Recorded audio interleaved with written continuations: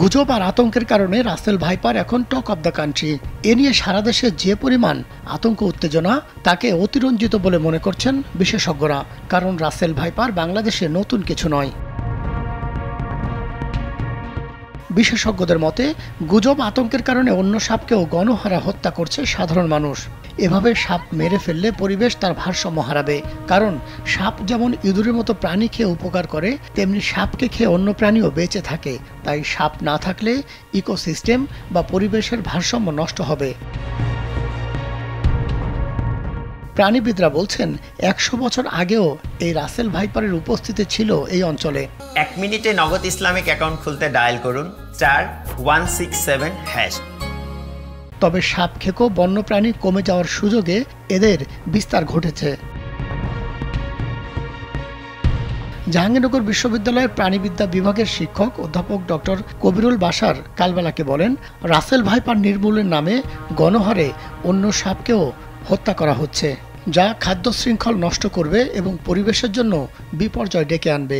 সামাজিক যোগাযোগ মাধ্যম ফেসবুক মানুষের হাতে নাগালে থাকার কারণে রাসেল ভাইপার নিয়ে যে আলোচনা সমালোচনা হচ্ছে তা অতিরঞ্জিত বলে মনে হয়। বাংলাদেশে বর্ষাকালে বিভিন্ন জায়গায় পানি উঠে যায়, সাপের যে আবাসস্থল সেখানে পানি ঢুকে যায়, সে কারণে সাপগুলো লোকালয়ে চলে আসে, উঁচু স্থানে আশ্রয় নেয় এবং বর্ষাকালে বাংলাদেশে প্রতি বছরই কম বেশি সাপের আক্রমণ ঘটে, সাপে কাটা বা সাপের কামড়ের ঘটনা ঘটে।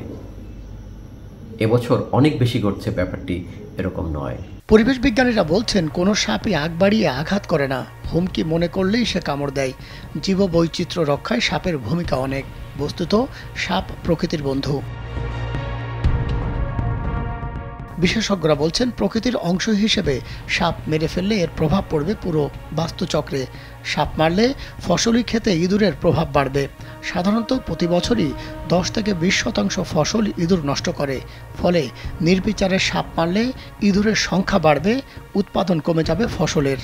এখন রাসেল ভাইপার এই আতঙ্কের নামে যে হারে সাপ মারা হচ্ছে, তাতে যেটি হবে যে এইখানে একটা ব্রেকডাউন হবে। এই আমাদের যে সকল প্রতিবেশ ব্যবস্থা আছে, এই জায়গাতে কিন্তু হঠাৎ করে একটা ক্ষতি আমরা দেখতে পাচ্ছি আর কি। সে কারণে আমি বলবো যে এটি নিয়ে আতঙ্কের যেমন কোনো কারণ নেই, ঠিক তেমনি সব সাপই রাসেল ভাইপার নয়। অর্থাৎ রাসেল ভাইপারের মতো কাছাকাছি আঁকিবুকি কিন্তু অনেক সাপ আছে। সুতরাং সাধারণ মানুষ হয়তো সেটি চিনতে পারবে না। ফলে যেটি হচ্ছে যে এই সাপগুলো তারা নির্বিচারে মেরে ফেলছে, যেটি কোনোভাবেই কাম্য নয়।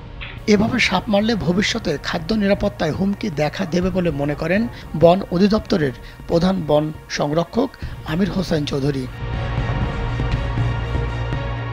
ঢাকা বিশ্ববিদ্যালয়ের প্রাণীবিদ্যা বিভাগের অধ্যাপক ডক্টর মোহাম্মদ আমিনুল ইসলাম ভূঁইয়া গণমাধ্যমকে বলেন, ইকোসিস্টেম রক্ষায় সাপ গুরুত্বপূর্ণ প্রাণী।